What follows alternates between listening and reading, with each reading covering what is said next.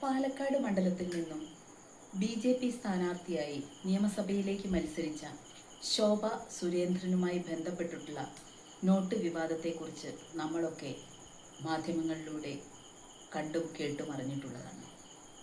ആദ്യം നമുക്ക് ആ വാർത്തയുടെ ദൃശ്യം ഒന്ന് കാണാം.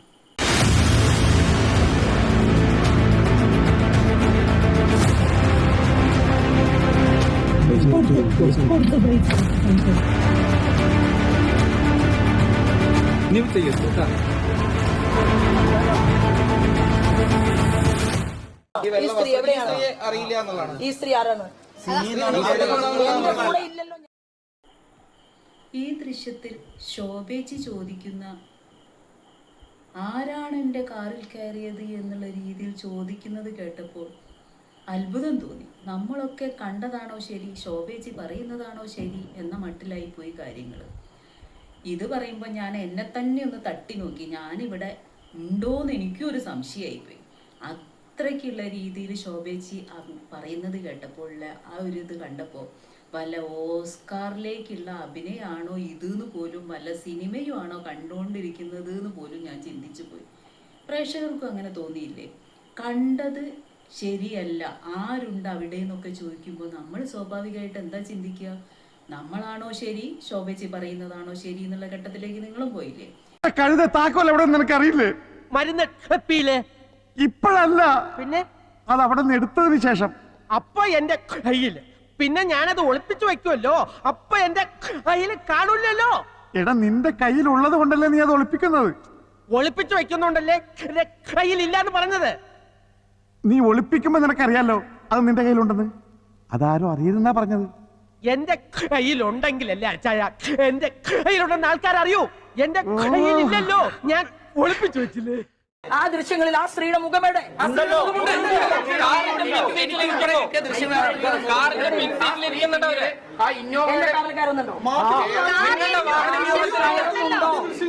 കാറിൽ കയറുന്നുണ്ടോ? ആ സ്ത്രീ കാറിൽ കയറുന്നുണ്ടോ? അത് കാണിക്കൂ. ഈ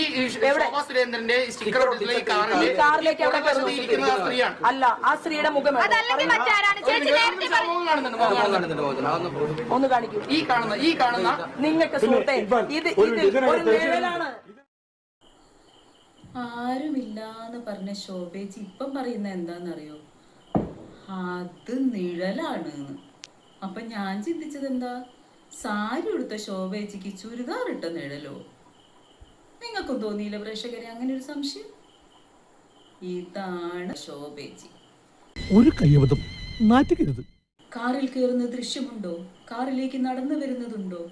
ഇതൊക്കെ കേട്ടപ്പം തോന്നിയത് എന്താന്നറിയോ? അല്ല, കാറ് കയറാണ്ട് കാറിൽ ഇരിക്കുന്ന ഫോട്ടോ കിട്ടുമോ? അതും സംശയായി. ആദ്യം പറഞ്ഞ ആരുമില്ല, പിന്നെ പറഞ്ഞ് നിഴലാണ്, നടന്നു വരുന്നതുണ്ടോ? ഇതിലേതാ അപ്പം വിശ്വസിക്കുക? ഒരു രൂപവും കിട്ടുന്നില്ലല്ലോ ശോഭേച്ചി, എന്താ ചെയ്യ? ഇനിയിപ്പൊ ഇത് നമ്മൾ പണ്ട് സിനിമയിലൊക്കെ കാണുന്ന പോലെ കുപ്പിന്ന് ഇറങ്ങി വന്ന ഭൂതോ മറ്റോ ആണോ? ഇതൊക്കെ പോട്ടെ, ഇനി നമുക്ക് ശോഭേച്ചി ആദ്യം പറയുന്ന ഡയലോഗിലേക്ക് ഒന്ന് പോയി നോക്കിയാലോ? ആ ദൃശ്യം കണ്ട് നമുക്കൊന്ന് തിരിച്ചു വരാം. ഒന്ന് രണ്ട് വീട്ടിൽ ആ വീട്ടിൽ പൈസ കൊടുത്ത് അങ്ങനെ പൈസ കൊടുക്കുന്ന മോശം ആരുടെ കാൻഡിഡേറ്റിൽ പോയിട്ട് പൈസ കൊടുക്കുന്ന മോശമല്ലേ? മനസ്സെന്താ പറഞ്ഞ എനിക്ക് മനസ്സിലായില്ല, ആ ഭാഷ എനിക്ക് മനസ്സിലായില്ല. പൈസ കൊടുത്തല്ലേ? എന്റെ മൊബൈലല്ലേ, നിങ്ങൾ അതിനോട് സംസാരിച്ചാ പോരെ, നിങ്ങൾ അതിനോട് സംസാരിച്ചാ പോരെ.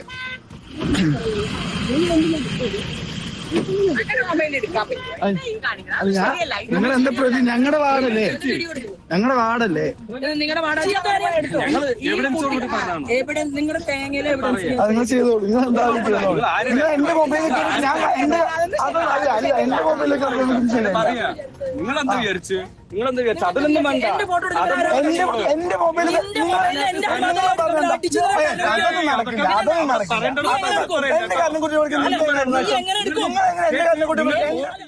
നിങ്ങൾക്ക് ശ്രദ്ധിച്ച് കേട്ടാൽ മനസ്സിലാവും ഇതിൽ ശോഭേച്ചി പറയുന്ന ഡയലോഗ് എന്താ. അത് ഈ പിന്നിലിരിക്കുന്ന കുട്ടിയുടെ വല്യമ്മയാണോ മറ്റോ? അപ്പൊ അങ്ങനെ പറയുന്ന ബാക്കിൽ അപ്പോൾ ഒരാളുണ്ട് എന്ന് ശോഭേച്ചി എന്നെ സമ്മതിച്ചു, വല്യമ്മയാണെന്ന് സമ്മതിച്ചു. പിന്നെ കാറിന്ന് പുറത്തിറങ്ങിയപ്പോഴോ പിന്നുള്ളതൊന്നും ശോഭേച്ചിക്ക് മനസ്സിലായില്ല, നമുക്കാർക്കും മനസ്സിലായില്ല എന്താ ഈ ചെയ്യുന്നതെന്ന്. അല്ലേ, നിങ്ങൾക്ക് മനസ്സിലായിട്ടില്ലല്ലോ. പിന്നെ കാറിന്ന് ഇറങ്ങി വന്നിട്ട് പറയുന്ന ഡയലോഗൊക്കെ നമ്മൾ കേട്ടതല്ലേ. അതിൽ എവിടെയെങ്കിലും ശോഭേച്ചി പറയുന്നുണ്ടോ നിങ്ങൾ എന്തുകൊണ്ട് എന്നെ സെക്ഷലി ഹറാസ് ചെയ്യുന്ന രീതിയിൽ സംസാരിച്ചു എന്നൊരു വാക്ക് എവിടെയെങ്കിലും നമ്മൾ കേട്ടിട്ടുണ്ടോ? പക്ഷെ പിന്നീട് വരുന്ന വിശദീകരണങ്ങൾ കേട്ടു നോക്കിയാൽ നമ്മൾ തന്നെ ചിരിച്ചു പോകും. എത്ര പ്രാവശ്യമാണ് ശോഭേച്ചി വാക്ക് മാറ്റി മാറ്റി മാറ്റി ഈ പറയുന്നത്. അങ്ങനെ വരുമ്പോൾ നമ്മളൊക്കെ ചെയ്യുന്ന സ്വാഭാവികമായിട്ടും നമ്മളൊക്കെ എന്താ ചെയ്യുക? നേരിട്ട് ചെന്നിട്ട് നീ എന്തുകൊണ്ട് എന്നോട് ഇങ്ങനെ പറയുന്നു എന്നുള്ള രീതിയിലല്ലേ നമ്മൾ സംസാരിക്കുക. ഈ ദൃശ്യത്തിൽ നമ്മൾ എന്താ കണ്ടത്? ഓടിച്ചെന്ന് ആ കുട്ടിയുടെ അടുത്ത് നിന്ന് ഫോൺ പിടിച്ചു വാങ്ങാനാണ് ശ്രമിക്കുന്നത്. അപ്പൊ ഇതിന്ന് നമ്മൾ എന്താ മനസ്സിലാക്കുന്നത്? തീർച്ചയായിട്ടും ആ ഫോണിലെടുത്ത ദൃശ്യങ്ങൾ അത് ശോഭേച്ചിക്ക് വേണം എന്നുള്ള രീതിയിലാണ് ഞങ്ങളൊക്കെ കണക്ക് കൂട്ടിയിരിക്കുന്നത്. അല്ലാണ്ട് നീ എന്തുകൊണ്ട് എന്നെ സെക്ഷലി ഹറാസ് ചെയ്യുന്ന രീതിയിൽ സംസാരിച്ചു എന്നൊരു വാക്ക് എപ്പോഴെങ്കിലും ശോഭേച്ചി ആ ദൃശ്യങ്ങളിൽ എവിടെയെങ്കിലും പറയുന്നുണ്ടോ? ഇല്ലല്ലോ. നമ്മൾ ഒരു കാര്യം എപ്പോഴും ഓർക്കണം. കാരണം ഏതൊരു സംഭവം നടന്നിട്ടും എല്ലാം ഉരുണ്ട് മറിഞ്ഞ് എന്തൊക്കെ കാര്യങ്ങൾ ചെയ്ത് കഴിഞ്ഞിട്ടുണ്ടെങ്കിലും ലാസ്റ്റ് എത്തുന്ന ഒരു സംഭവമുണ്ട്. അതാണ് ഈ സെക്ഷൽ ഹറാസ്മെന്റ്. അങ്ങനെയല്ലേ നമുക്കൊക്കെ മനസ്സിലായത്? എനിക്കും ആ രീതിയിലാട്ടോ മനസ്സിലായത്. ഇനി ഇതിൽ എന്തെങ്കിലും തെറ്റുണ്ടോ ആവോ. ഞാൻ 10ാമത്തെ തെരഞ്ഞെടുപ്പിലാണ് മത്സരിക്കുന്നത്. 9 തെരഞ്ഞെടുപ്പുകളിലും ശോഭയ്ക്കില്ലാത്ത ഒരാരോപണം എങ്ങനെ ഈ 10ാമത്തെ തെരഞ്ഞെടുപ്പിലുണ്ടായി? എങ്ങനെ ഈ ആർട്ടിഫിഷ്യൽ വീഡിയോ ഉണ്ടാക്കപ്പെട്ടു?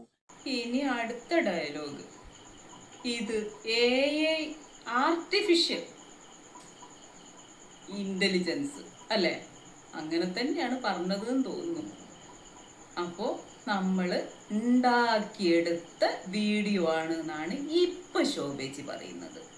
എന്താ ഇങ്ങനെയൊക്കെ പറഞ്ഞിട്ടുണ്ടേ നമ്മളൊക്കെ എന്താ ചെയ്യുക? നമ്മൾ കണ്ടത് ശരിയല്ല, ശോഭേച്ചി പറയുന്നതാണ് ശരി. ഇതൊക്കെ എന്നെങ്കിലും പുറത്തു വരും എന്നുള്ള കാര്യം ശോഭേച്ചി ഓർക്കുന്നത് നന്നാവും. കാരണം കാണുന്നതും കേൾക്കുന്നതും പറയുന്നതും തമ്മിൽ പരസ്പര വൈരുദ്ധ്യമുള്ള കാര്യങ്ങളാണ് കേട്ടുകൊണ്ടിരിക്കുന്നത്. ഇതിൽ ജനങ്ങളാണോ ശരി, നേതാക്കളാണോ ശരി, ശോഭേച്ചിയാണോ ശരി, ആരാണ് ശരി എന്ന് നമ്മൾ എങ്ങനെയാ കണ്ടുപിടിക്കുക? അതിനും ഇനി ആർട്ടിഫിഷ്യൽ ഇന്റലിജൻസ് വേണ്ടി വരുമോ എന്തോ. കേരളം മുഴുവൻ എന്തായാലും ഇല്ലാത്തൊരു വാർത്ത കാണിച്ച സ്ഥിതിക്ക് ഇതുകൂടി ഒന്ന് നിങ്ങൾ കാണിക്കണം.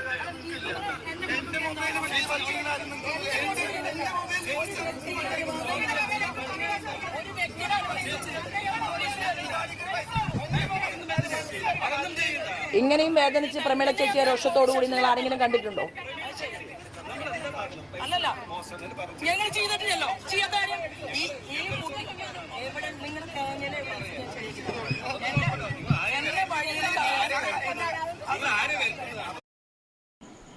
ഈ ദൃശ്യത്തിൽ നിങ്ങൾ ശ്രദ്ധിച്ചില്ലേ?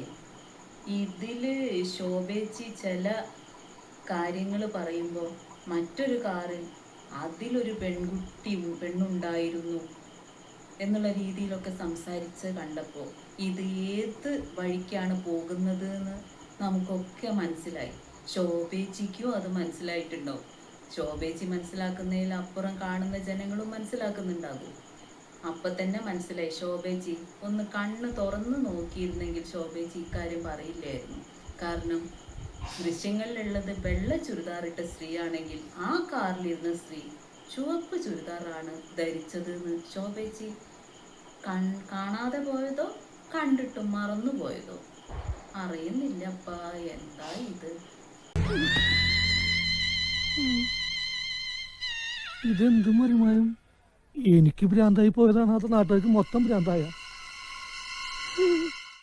എല്ലാം കഴിഞ്ഞു. ഇനി മെയ് 4-ന് ശേഷം ഒക്കെ പുറത്ത് വരും എന്നുള്ള രീതിയിലാണ് എന്ന് തോന്നുന്നു ശോഭേച്ചി സംസാരിച്ചത്.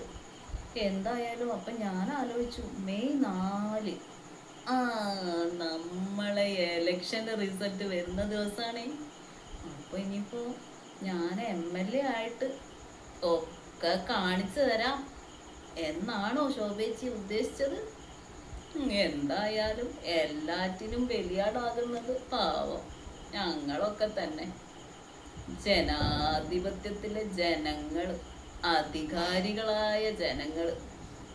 എന്താവോ ഞങ്ങളുടെയൊക്കെ സ്ഥിതി?